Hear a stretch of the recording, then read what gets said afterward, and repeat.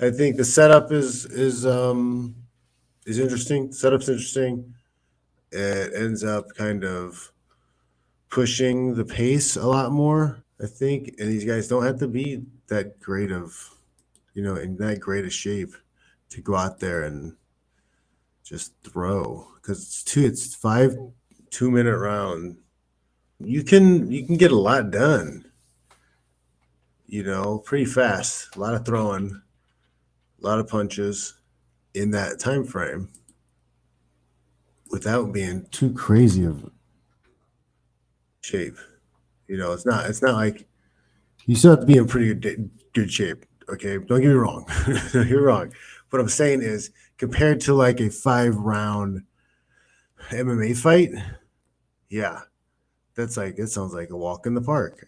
I could fight 5 2-minute rounds right now. I could just walk out of my garage right now and do that. Because even I did like 3-minute rounds today. 2-minute rounds is it's not nothing. It's not nothing. Didn't say that. Didn't say it was nothing, but it's not 5 minute rounds. It's a big leap, massive leap. Where are the results at that I want to see? I can't see any. Misaka maybe has them here. Everything's like clickbait and whatever. Look at this. So like nothing's ever easy to find, honestly, because they're always like trying to get you to look at some other shit for more click. Okay, I think I'm looking at all the fights. I think I saw all of them. The main event, of course, Rickles. I did see that.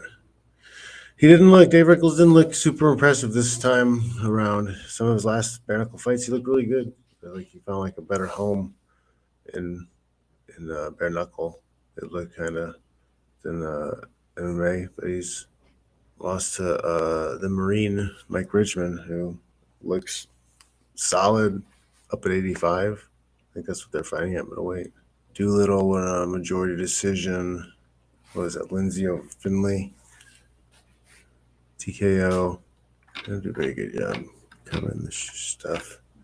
These organizations need to be running their own kind of orchestrated press release type stuff, results, everything post day. So, like, when people go to look it up, they get a nice, easy, clean package, see everything, not have to go digging for it.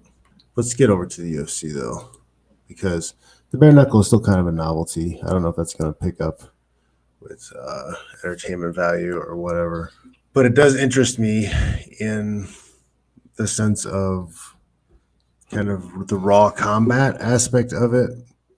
They do allow some holding. You can hold and hit as long as you're hitting the person. They'll allow a little bit of clinch. I think that's interesting. You always have with the bare knuckle, things change. We talk about self defense. We talk about how hands break and stuff. They've got the hand taped up so that the knuckles are bare, but the hand is supported a lot by tape, so that those bone structures are got a lot of extra force to keep them from breaking, which helps. But they still hurt their hands. There's a guy last night or Friday night during the fight was clearly shaking his hand out because he hit an elbow or hit the top of the head, and that kind of made him not throw that right hand for a little bit. So it adds an element of realness to those fights that I like. Somebody got popped in the eye socket, like in the eye, pretty bad. That kind of ended the fight. It hit him, sat down, and it just shows a little bit more realness of how the fights end a lot faster. They're a lot faster when you can have those types of injuries and things that happen. Those more real things, and it looks it like there's an argument, which is safer.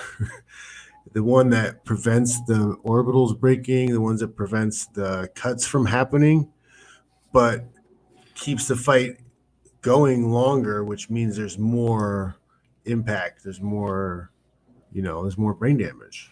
There's more internal damage done to the longer fight rather than the quick fights that happen because somebody got, a cut right on the eye or broken orbital or broke their hand, something like that because they're bare knuckle.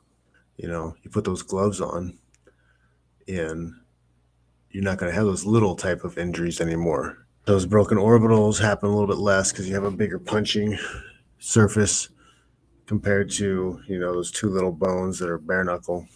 That's like a ball peen hammer hitting that bone versus a big mallet. They both suck, but, it's a little different. And that mallet gets a little bit bigger with the boxing glove because they got a little bit more padding on it. And that mallet turns into CTE, and that little ball peen hammer turns into broken orbitals and cuts and popped eyes. So I don't know. You gotta weigh your poison.